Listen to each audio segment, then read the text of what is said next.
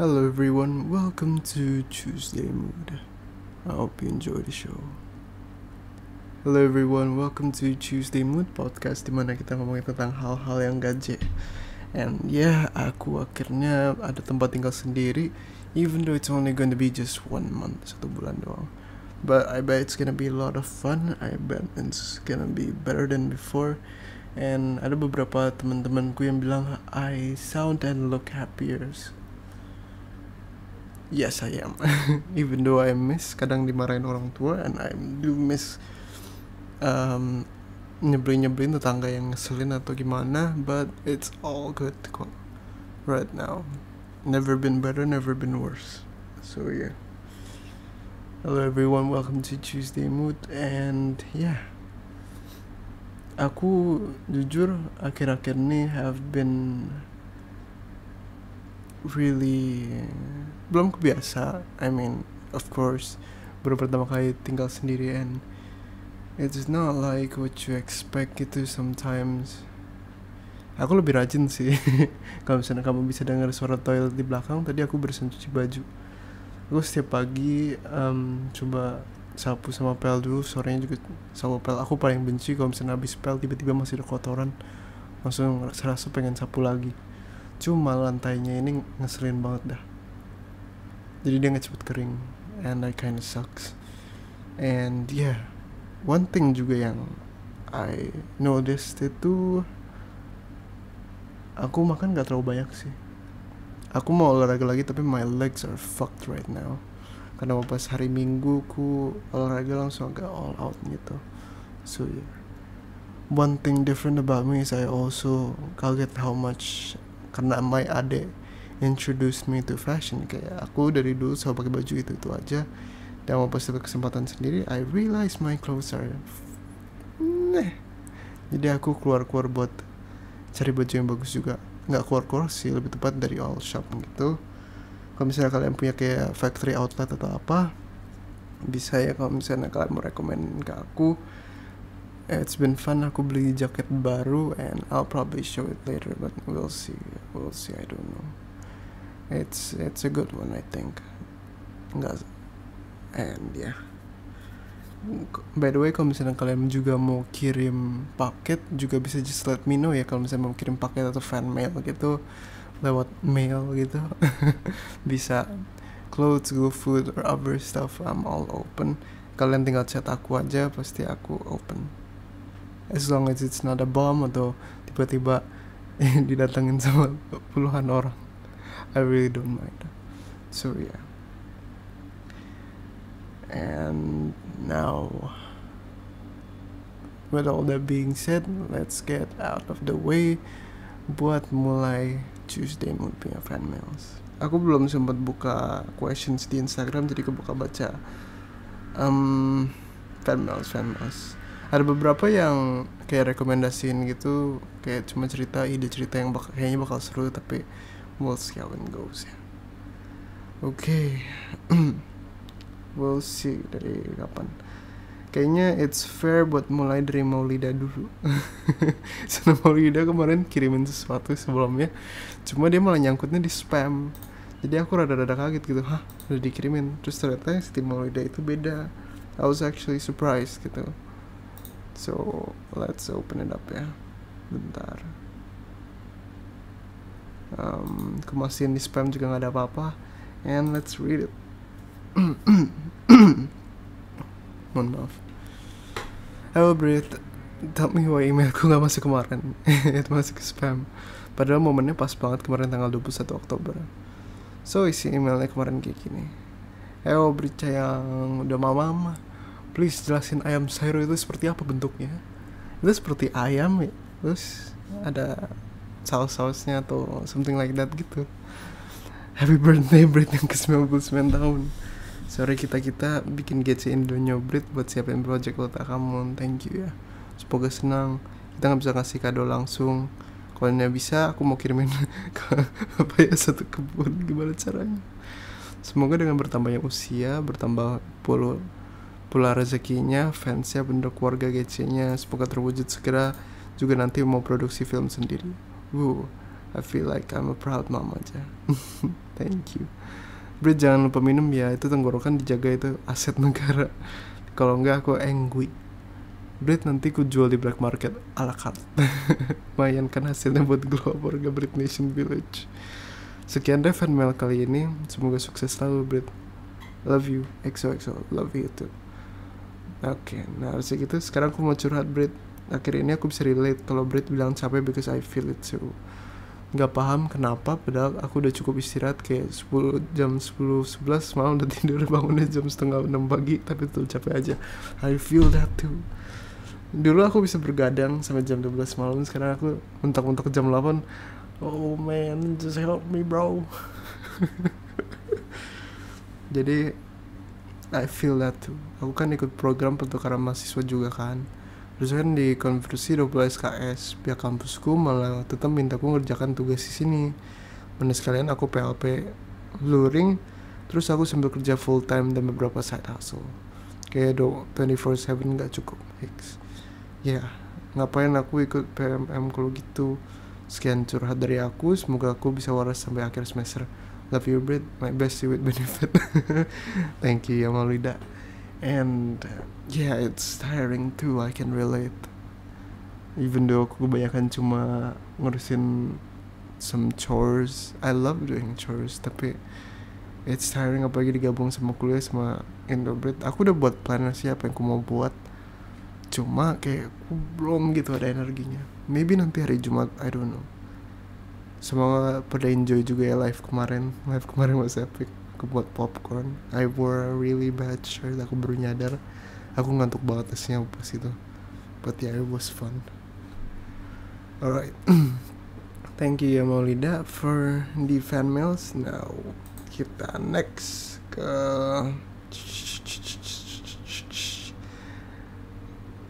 waktu ini kemarin aku diomelin, nggak diomelin, cuma dikasih advice dong.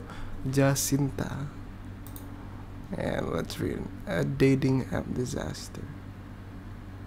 Okay, let's start, shall we? Warning, email addressnya jangan dibaca ya, mostly for kuliah stuff and organization work. It's alright. Aku gak bakal baca email addressnya. Dear Pabrit, hi, how are you? Aku harap Brit dan semuanya sehat selalu ya. I'm pronounced as Jessie. Okay, hello Jessie, Jacinta. Aku mau curhat nih, so bear with me. It's been months, but I'm finally ready to talk about it again, as the only person who knows about this is my cousin. In March 2020, ketika COVID sedang increasing around the world, aku di kampus karena aku baru mulai semester baru ketika itu, dan aku kuliah di luar kota.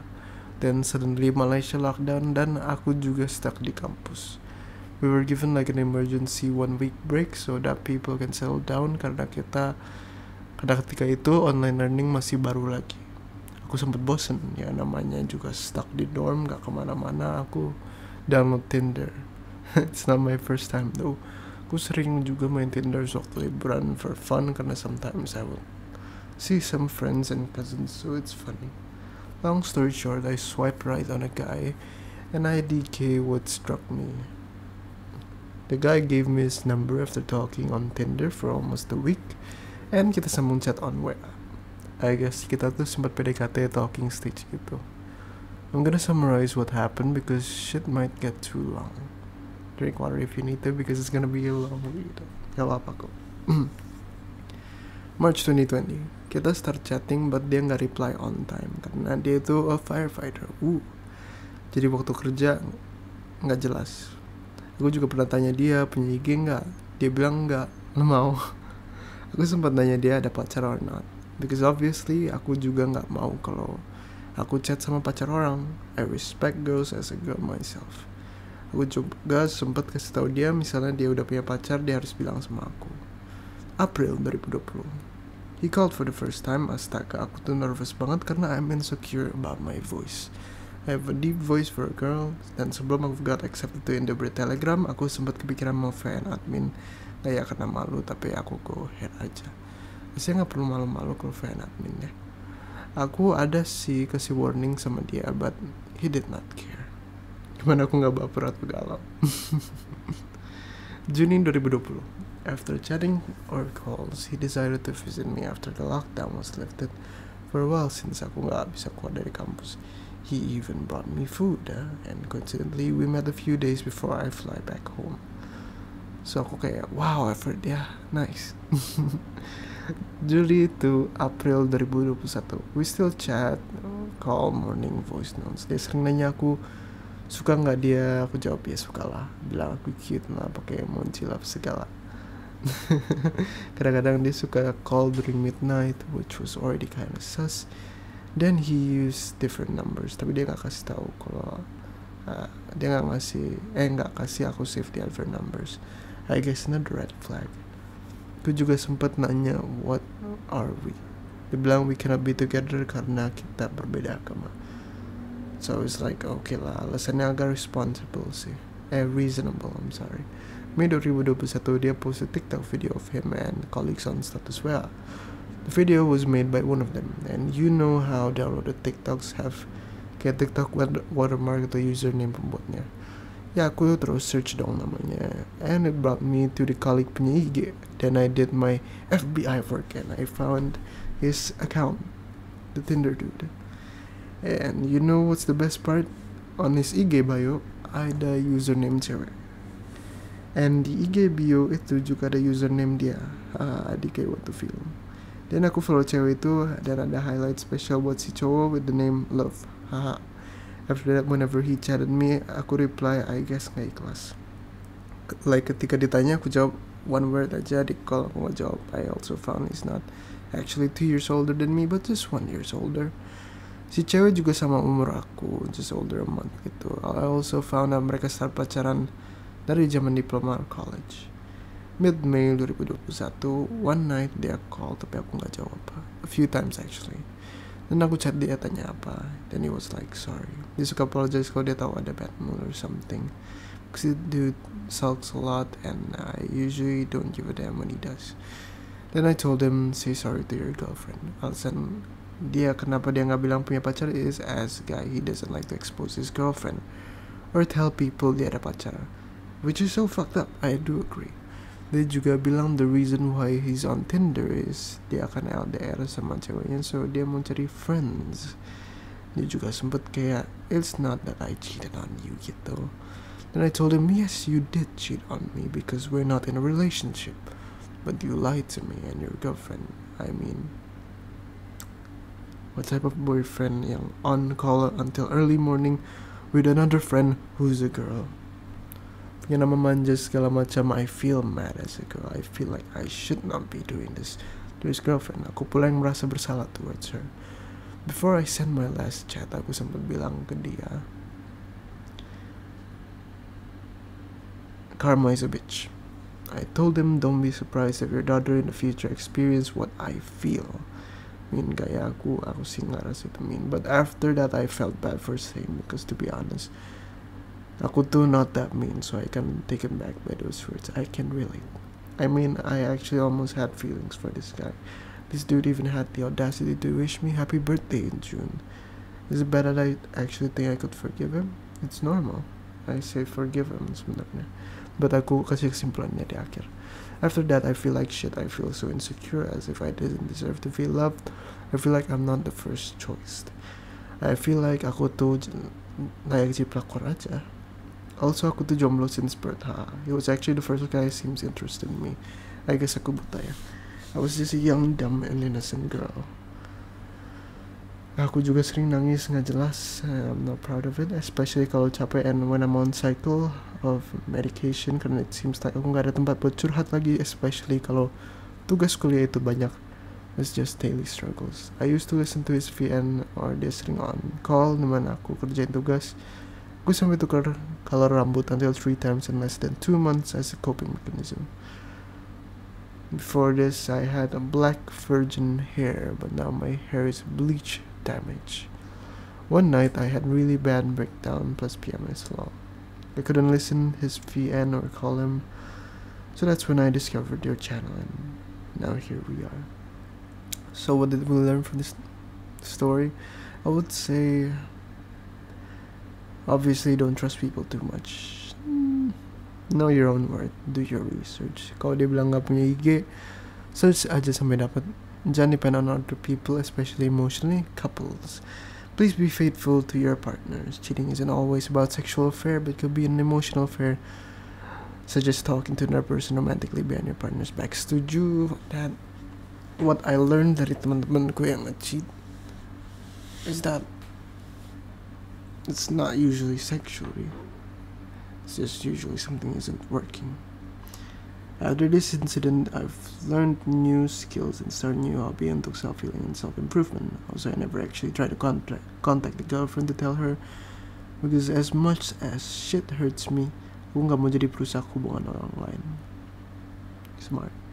But Brett, feel free to share what do you feel about my story dari perspektif seorang laki, karena I need opinions thought dari seorang laki juga. Last but not least, thank you for having this platform. I really needed it. Thank you for reading this fucked up story, and I love you, Pabrit. Enggak, skip itu. PS, kamu tuh gemes banget. You look very huggable, which since COVID I never hug anyone, even my own grandma. I miss getting hugs. I also admire how you put your family first. Thank you for being yourself. Always kasih semangat untuk meneruskan hari-hari yang bikin capek. Stay safe always, Jessie. Alright, that was a long read, tapi gak apa-apa, aku suka. Alright, here's the thing. Aku ada beberapa poin yang aku mau ambil. First thing first, don't feel insecure karena kayak gini. Shit like this happens in life. Shit like this is normal, which is fucked up. I do agree, but that's life. Kita masih muda. Most of us masih belum tahu rasanya real love. Kita cenderung rasa love cuma karena kita rasa sendirian dan pengen ada pengisi. Sometimes we trick love kira itu love, padahal itu cuma lust doang. Itu cuma suka karena tampang doang. That's not love, that's lust. So yeah, don't feel insecure about it. It's normal. And kamu bukan pilihan kedua. Don't feel like kamu misalnya kamu pelakor, because you are not. Pelakor itu kalau misalnya kamu emang yang putusin buat kayak jadi yang orang kedua, beda kamu udah tahu gitu kan, kamu belum tahu. It's alright. You don't need to feel sad about it. You don't have to feel insecure about it. You don't have to feel painful about it.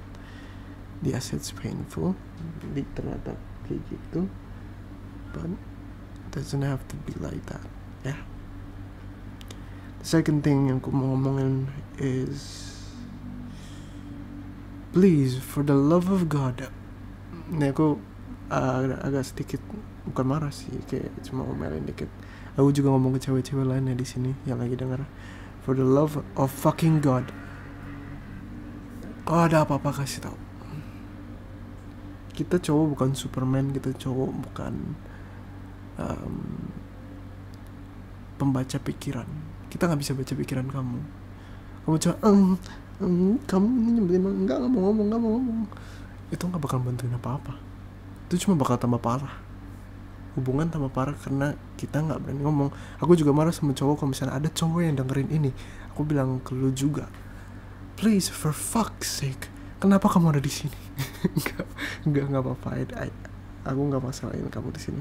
Tapi for fuck's sake, do me a favor. Kalau ada masalah, setidaknya bilang aja dulu, sayang, aku ada stres karena ini. Aku cuma butuh waktu sendiri, bukan kamu yang itu. Aku cuma lagi pengen butuh. Dan kalau ceweknya bilang, berarti kamu nggak trust aku dong, itu red flag. Karena cewek yang bilang nggak trust karena cuma cowoknya lagi pengen waktu sendiri, it is not meant to be. Jadi cewek, please don't fucking do that.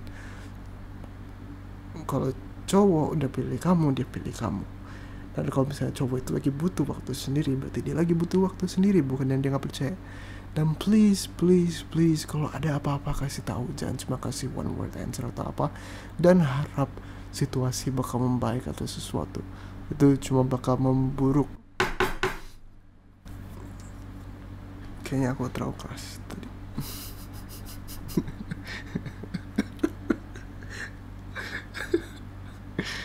Pasti kalian kaget, nggak apa-apa, nanti aku kecilin di post kok. And yeah, please,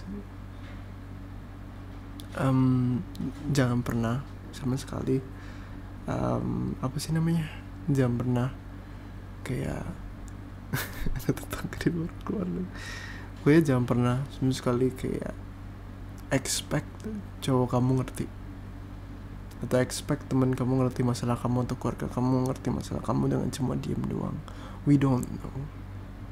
Kita manusia gak bisa read your mind, and frankly kadang we just don't know. Kayaknya kamu kalau misalnya ada apa-apa langsung kasih tahu aja, oke? Mau pas kamu di hari itu kamu tahu, langsung kasih tahu aja. As much as aku kesusahan buat simpati mencoba kayak dia, aku bisa ngerti sedikit rasanya apa kalau ceweknya diemin doang, nggak mau kasih tahu masalah. I appreciate kalau cewek kasih tahu kalau dia ada masalah, tapi dia kasih tahu juga dia butuh waktu sendiri. Tapi aku paling benci banget kalau misalnya ada tahu ada masalah tapi dia bilang no I'm fine, nggak apa-apa, it's okay. Itu sayang-sayangnya aku sama orang kayak gitu. Aku benci banget kalau digituin. Aku lama-lama tambah banyak nambahin alasan aja biar aku nggak suka. It sucks, it definitely is. So yeah, jangan ya. And lastly,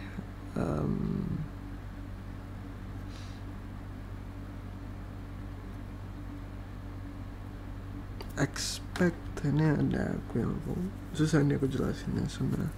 Kamu perlu ngalamin sendiri buat bisa tahu.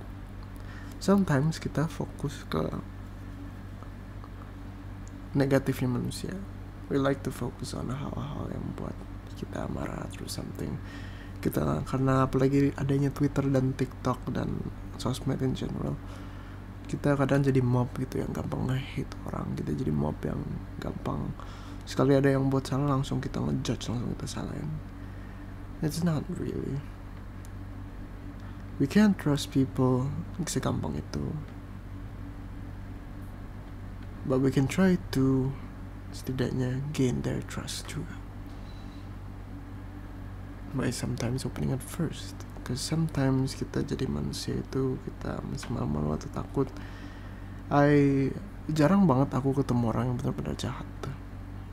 Ada beberapa momen dimana aku ketemu orang jahat, tapi everyone in the end is just trying to gain what they like. Aku nggak bisa simpati sama orang-orang yang apa sih namanya, orang-orang yang harasser gitu, sexual harasser atau orang-orang pembunuh. Aku nggak bisa relate sama mereka. Aku nggak bisa relate penipu, aku nggak bisa relate kayak gitu. Tapi aku bisa ngerti why some people will go through that. I ngerti why some people may do that. Tapi sexual harass aku nggak bisa. Alasan di Indonesia masih banyak sexual harass itu karena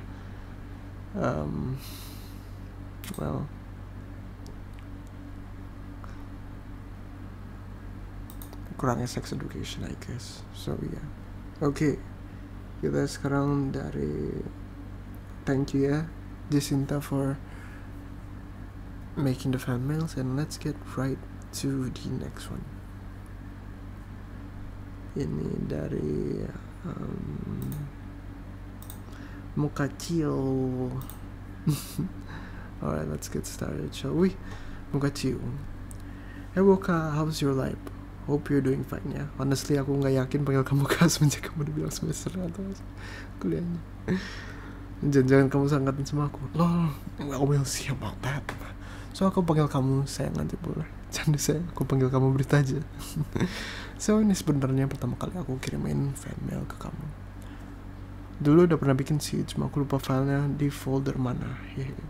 Cuma mau berbagi cerita aja sih Bret. Aku udah 2 tahun jadi reporter di media kampus. Waktu itu aku sempet kebagian tugas buat riset kasus pelecehan seksual gitu. Aku waktu itu langsung iyain aja dan sama sekali gak pikir impactnya gimana buat mental health aku. Well, aku juga sempet interview langsung sama beberapa responden. Dan sepulang interview aku gak tahu kenapa suka rasa pusing, mual kalau misalnya dengar cerita berbau sexual harassment gitu. Pernah beberapa kali saat di kosan aku bangun tidur nangis karena mimpi dikejar orang. Bukan karena nangis kejar karena mimpi lihat orang kena sexual abuse. Aku ngerasain ini sekitar semingguan, dan habis itu beruntung aku bisa agak mendingan. Aku pikir setelah rasa mendingan gak bakal kambuh lagi, tapi ternyata makin parah. Waktu itu aku disuruh pulang sama ibu aku ke rumah. Kebetulan jarak kampus ke rumah aku tuh 3 jam kalau naik kendaraan umum.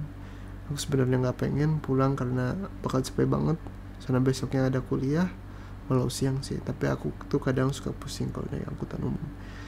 Ya jadi aku butuh bed rest yang lama. Ternyata ibu aku tetap maksa buat pulang. So aku naik angkutan umum waktu pukul 5 sore.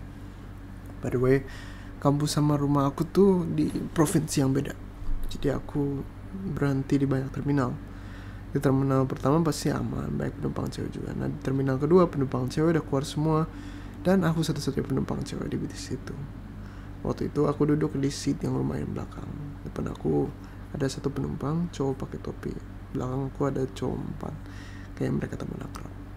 Awalnya aku nggak tahu mereka ngomongin apa, tapi lama-kelamaan aku baru sadar kalau mereka ngomongin hal berbau porn gitu. Tiba-tiba salah dari cowok di belakang aku bilang gini, ada yang cantik nih, bagi dong WhatsAppnya. Ini yang jutek banget dong, senyum dikit dong. Lihat dari bodinya kayak masih virgin, bro.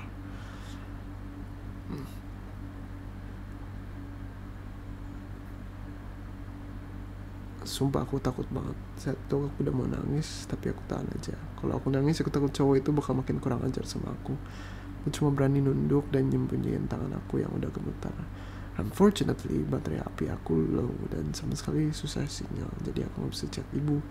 Waktu itu bis mini jalur yang bukan jalur biasa. Makin berpikir negatif dong aku. Aku gak bisa mikir apa-apa, aku panik banget. Tiba-tiba salah satu cowok di belakang aku nyolek bahu dan ngedeketin HP-nya ke telinga aku. And he play some kind of 18 plus videos gitu aku. I guess because what I hear is just moans. Aku makin takut. Mereka berempat malah ketawa aja. Pikiran aku udah jelek banget, dan takut kalau misalnya mereka bertindak lebih jauh. Akhirnya aku coba buat minum air putih dan ngeberaniin aku buat pindah ke depan. Case nggak tahu penumpang depan gimana karena bisnya gelap banget. Pas aku ngelangkah ke depan, tangan aku ditarik sama salah satu cowok dan refleks aku dorong si cowok sampai jatuh. Anjing, tenaganya kuat banget, padahal badannya kecil. Dia marahin aku.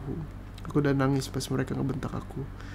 Aku lihat salah satu cowok nyalain rokok dan kayak mau ngelempar rokok ke muka aku. Tiba-tiba ada cowok pakai topi yang berdiri dari seat depan, terus narik tangan aku ke belakang badannya dia.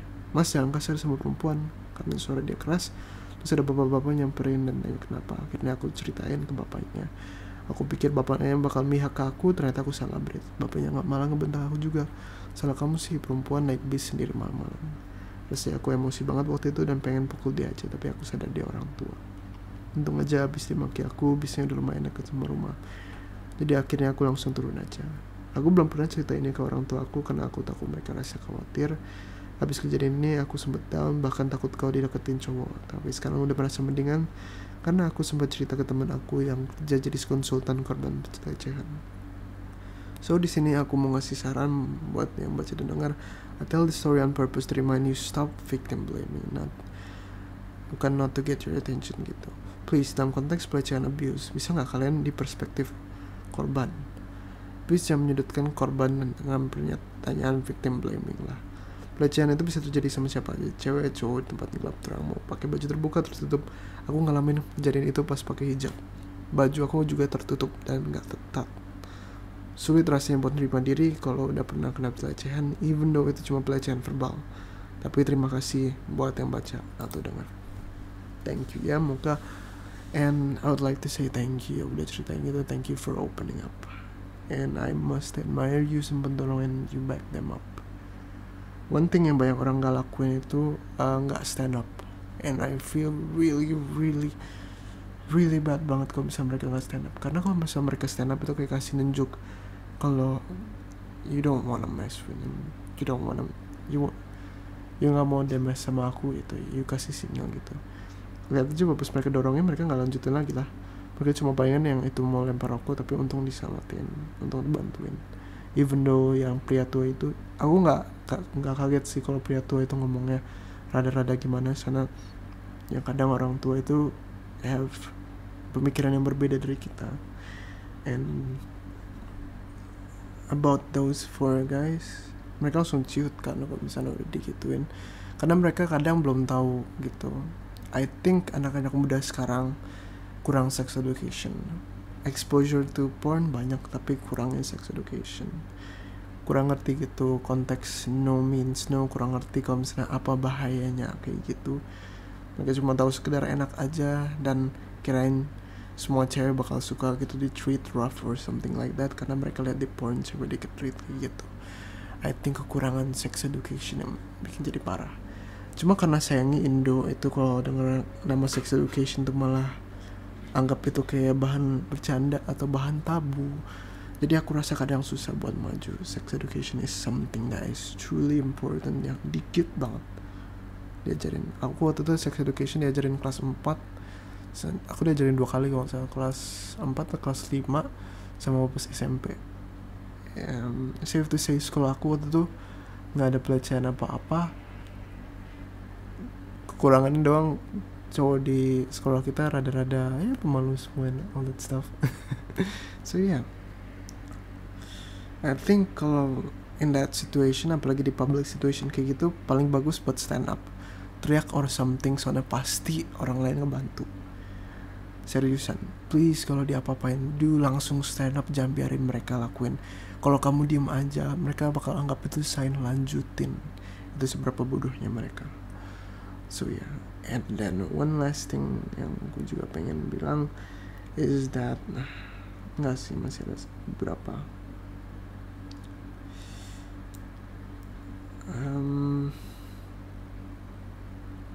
It's alright buat takut gitu, it's alright.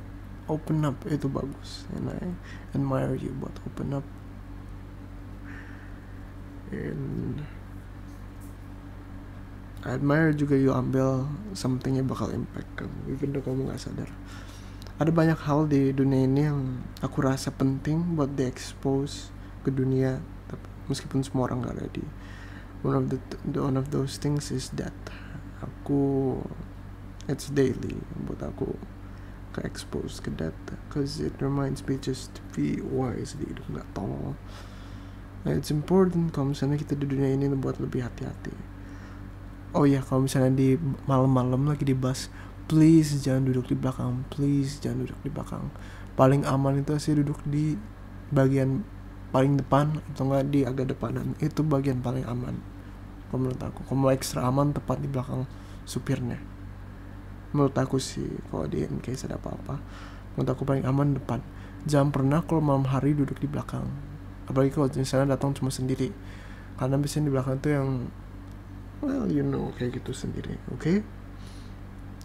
And aku juga benci orang-orang yang victim, ngata-ngatain victim blame gini, even though karena ada kasus-kasus yang ternyata cuma fake, semua itu cuma fabrikan, cuma cerita-cerita buatan.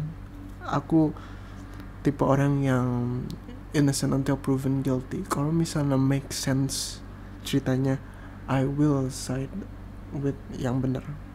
Aku gak bakalan side with orang yang kasih konteks gak jelas. Kalau misalnya dia kasih enough evidence, I will trust them. That's why yang kayak Ambrose apa sih, yang Johnny Depp itu, I fucking hate that banget. Tapi kalau di situasi konteks yang benar-benar ada buktinya sama konkret jelas, aku bakal support terus, karena I fucking hate orang-orang kayak gitu. Kasus-kasus kayak gini itu udah terlalu berlebihan, and I hope suatu hari kita bisa lebih ngerti gitu tentang hal kayak gini. So yeah, thank you ya for spreading awareness, thank you udah terbuka, and thank you for the fan mail. Thank you all for the fan mails too. I guess itu terakhir dari fan mailnya, yang lain itu lebih ke konten. So yeah, we'll see ya. I love all of you, you guys are the fucking best ya. Ini juga termasuk Tuesday mood yang lumayan lama. Love all of you and peace out. Bye bye.